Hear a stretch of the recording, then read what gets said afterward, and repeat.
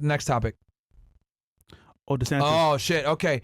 So DeSantis launched a state probe into Trump assassination attempt. He announced a state-led investigation in the recent assassination attempt on Trump at his West Palm Beach golf club. DeSantis emphasized that Florida's investigation is essential due to a lack of transparency for federal authorities. This marks the second attempt on Trump's life in 2 months, with DeSantis questioning how the attacker got within 500 yards of Trump despite the heightened security. The FBI is leading a federal probe, but DeSantis insists that people deserve full accountability. Source, USA Today. So, all right, let's go ahead and go through some of the facts of this investigation for you guys real fast, okay? Frank, where you at? Oh, he's right here. Okay. So, can we pull up the criminal complaint real fast? Razor Ramon gets a 10 subs. Shout out to you, bro. Hey, shout out to you, Razor Ramon. Don DeMarco. Shout out to you, bro. Actually, matter of fact. Like a criminal complaint? Yeah, the criminal complaint.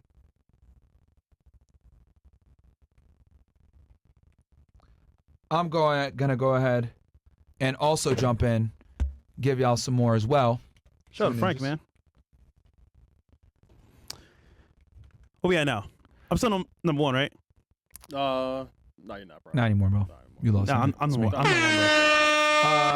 the one, bro. Screen says it. Shout out to you guys, bro. All right, criminal complaint filed against Trump assassination. I have the actual complaint though. Did you have it as a tab? Remember, we had the document. It's a PDF. Yeah. Okay, so guys, there's a criminal complaint here filed by the FBI, United States of America. So the case did go federal. Let's scroll down a bit. Right, keep going. So here we go. Here's a criminal complaint, right? Filed by FBI special agent, and they're charging him with possession of a firearm by a prohibited person, a convicted felon, then possession of a firearm with an obliterated serial number, which is this is also the charge, guys, that I mentioned to you before that they can actually come back and use on Diddy. So scroll down a bit. You can see here the agent's name, Mark A. Thomas, special agent FBI. Okay, and this was filed on the 16th, if I'm not mistaken. Yeah, September 16th, 2024. Scroll down.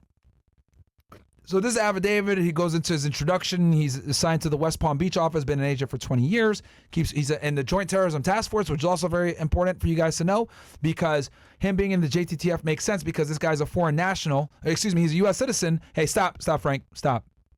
Nope, do not chew the hat. See, he listens.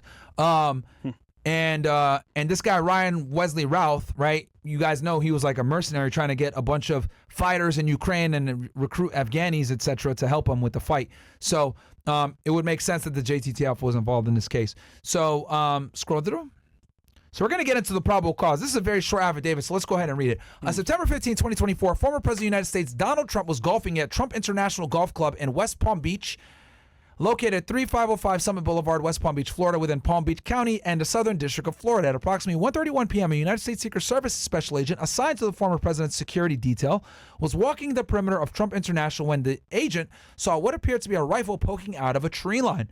The agent fired his service weapon in the direction of the rifle. Witness saw a male, later identified as Ruth, fleeing the area of the tree line and entering a Nissan Sport utility vehicle. The witness then observed the Nissan leave the area at a high rate of speed. In the area of the tree line from which Ruth fled, agents found a digital camera, 2 bags, including a backpack, a loaded SKS-style 7.62 39 caliber rifle with a scope, and a black plastic bag containing food. Why do you bark? Who's that, Frank or Hero? It was Hero that barked. Frank don't bark. Where'd Frank go? It's probably on the table. I don't know. Frank's behind Fresh. Come on, Fresh. What the hell? This nigga Fresh has no awareness. Nigga's behind me. Oh, okay. I can't see behind me. Okay. Just turn around, nigga. So, okay. A 7.62 39 caliber rifle with a scope and a black plastic bag containing food. The serial number on the SKS rifle was obliterated and unreadable to the naked eye. Based on my training experience, I am aware that the SKS style 7.62 39 caliber rifles are not manufactured in the state of Florida. Therefore, I submit that there is probable cause to believe that the SKS style rifle, which was seized from the tree line at the Trump International, have previously traveled in interstate or foreign commerce. The SKS style rifle and other items recovered at the scene are depicted in the image above. You guys are probably wondering, well, Myron, why the fuck does it matter if the gun was not manufactured in Florida? The reason why, guys, is for them to go ahead and have a federal nexus and charge you with a gun crime like this found in possession of a firearm, they need to establish that the gun affects interstate commerce and parts of it were made in different places, whether foreign or domestic, made in different states. So that is how they're able to effectively charge you with felon in possession of a firearm on a federal level, is because the firearm that you are in possession of affects interstate commerce. That's how they get jurisdiction. Officers in Palm Beach County Sheriff's Office and Martin County Sheriff's Office located the Nissan as it traveled northbound on Interstate 95 at approximately 2:14 p.m. MSMCO, the Sheriff's Office, initiated a motor vehicle stop. The driver and sole occupant of the Nissan was Routh. Shortly after the motor vehicle stop, Routh was asked if he knew why he was being stopped. He responded in the affirmative. Officers noted that the license plate attached to the Nissan is registered to a 2012 white Ford truck and has been reported stolen. Damn. During the course of the motor vehicle stop, law enforcement transported to the scene the witness who had previously observed Ralph fleeing the area of the Trump International tree line and entering the Nissan Sport utility vehicle. The witness identified Ralph as the same individual he or she had previously seen entering the Nissan. So Damn. basically, when he was trying to run, a witness caught him and gave a make, model, and a description. So they brought that witness over after they caught Ralph. Hey, is this the guy? He positively identified him. That's lucky though. And when they stopped him, they said, hey, do you know why you're being stopped? And he probably nodded his head because he affirmatively confirmed why. I don't think he gave a statement to law enforcement based on this complaint, but we'll keep reading. During their investigation, law enforcement also discovered a publicly viewable Facebook post from on or about July 10, 2024, in which Ralph directed his followers to contact him on instant messaging application WhatsApp at the following number. Database checks indicate that a mobile phone assigned call number blah, blah, blah is serviced by T-Mobile and that Ralph is the subscriber. That means that they went ahead and sent a subpoena to T-Mobile and said, hey, this phone number here, who is the subscriber and the user of that phone? And they identified that Ralph is the user of that phone number. Agents requested T-Mobile on an emergency basis to provide law enforcement with information pertaining to Ralph's mobile phone usage. Now, guys, this is called a ping order, what they're doing here. And you can actually get this as an emergency within 24 hours. So what they were able to do, and this is fucking crazy that they found this out, those records, scroll back up, Bills. Back up, Bills. So it goes here. Agents requested T-Mobile on an emergency basis to provide law enforcement with information pertaining to Ralph's mobile phone usage. Those records indicate that Ralph's mobile phone was located in the vicinity of the area along the tree line described above from approximately 1:59 a.m. until approximately 1:31 p.m. on September 15th, 2024. Holy! Guys, this dude was literally on the golf course at 2 o'clock in the morning, just sitting there, lying down, waiting. That's why he had food there in a backpack. So he was sitting there, guys, for almost 12 hours. That's crazy. The fuck? That's psycho. Waiting. Hey.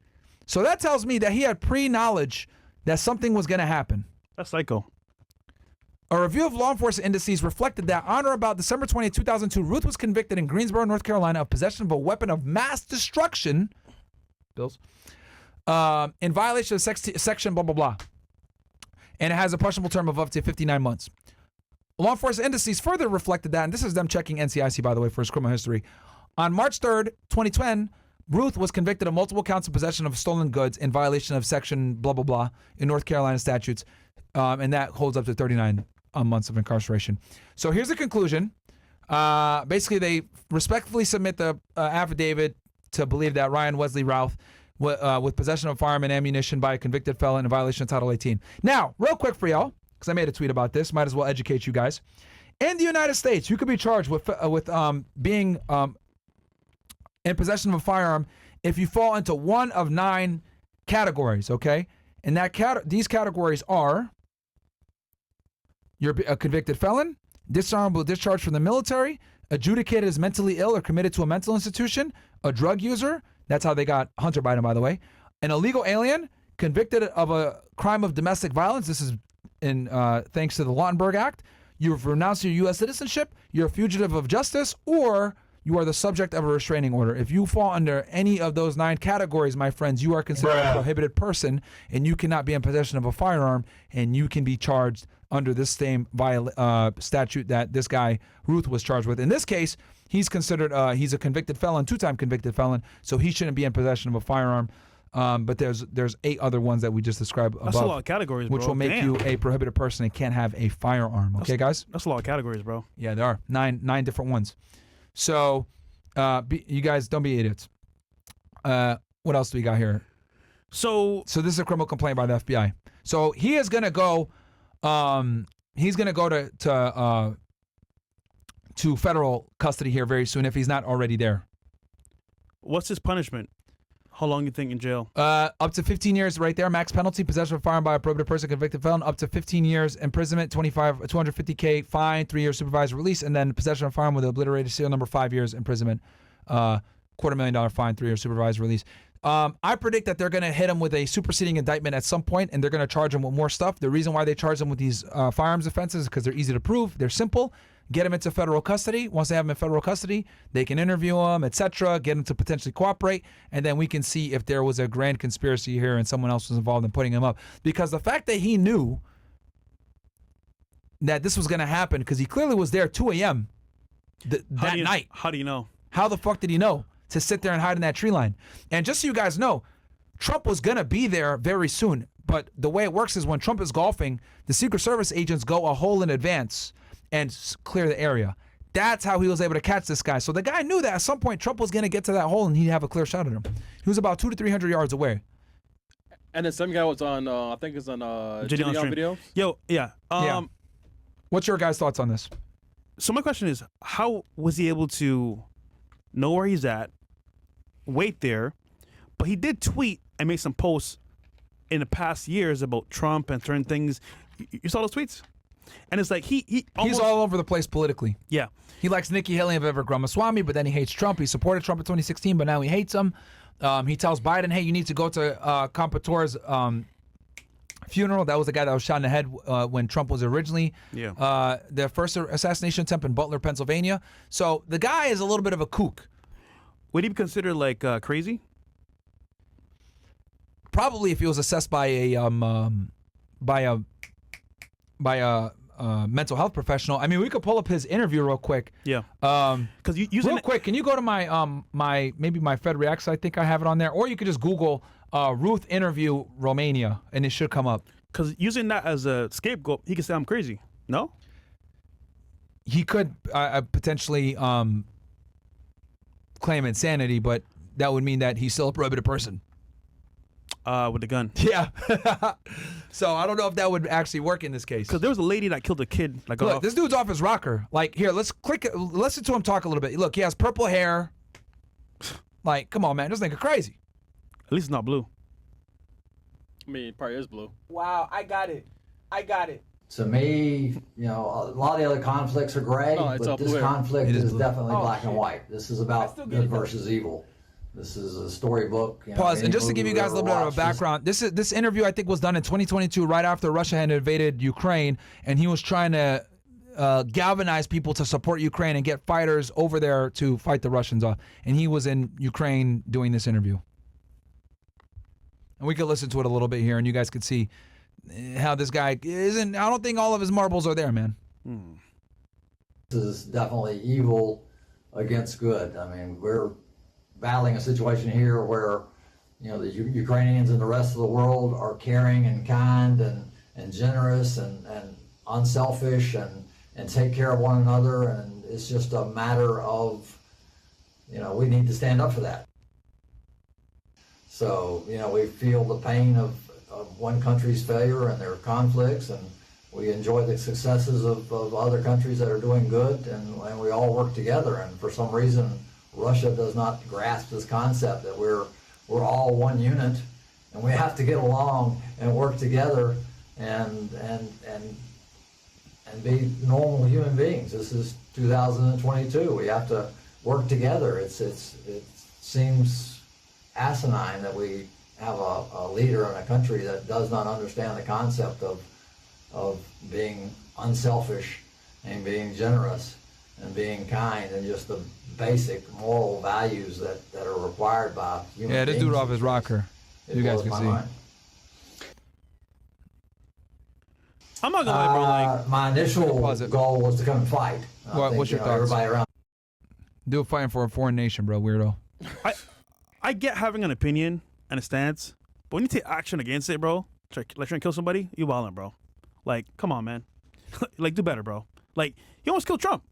Or tried to. Because you don't like him? Yeah, and I mean, I think it's important for the audience to kind of understand from a political sense, Trump's goal when he gets in office is to end the war in Ukraine. And just so you guys know, the way he's going to end that war is he's going to basically allow Russia to have the territory that they've already conquered, which is approximately 20% of the country on the eastern side that borders Russia.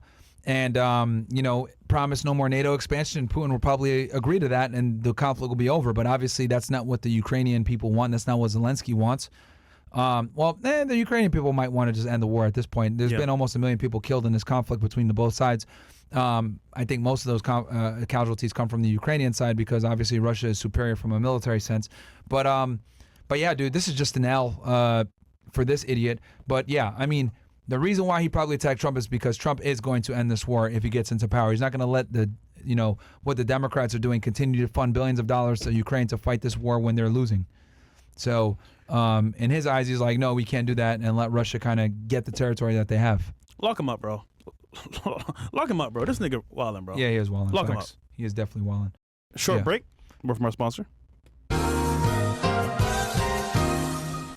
This episode is sponsored by 4 Patriots. It's National Preparedness Month. So at 4 Patriots, we want to celebrate by bringing back this unbelievable buy one, get one deal on solar generators. For a limited time, when you buy the powerful Patriot Power Generator 2000X, you'll get a mini generator for free. Plus, you will also score 2 solar panels for free too. That's right, not 1, but 2 solar panels to come with this incredible buy one, get one deal on solar generators. So, claim your independence and free mini generator and free solar panels by going to 4patriots.com. So hurry up. You only have until midnight on September 30th. That is, you only have until midnight on September 30th to claim your free mini generator. So go to 4patriots.com today. And thank you, 4 Patriots, for sponsoring this episode.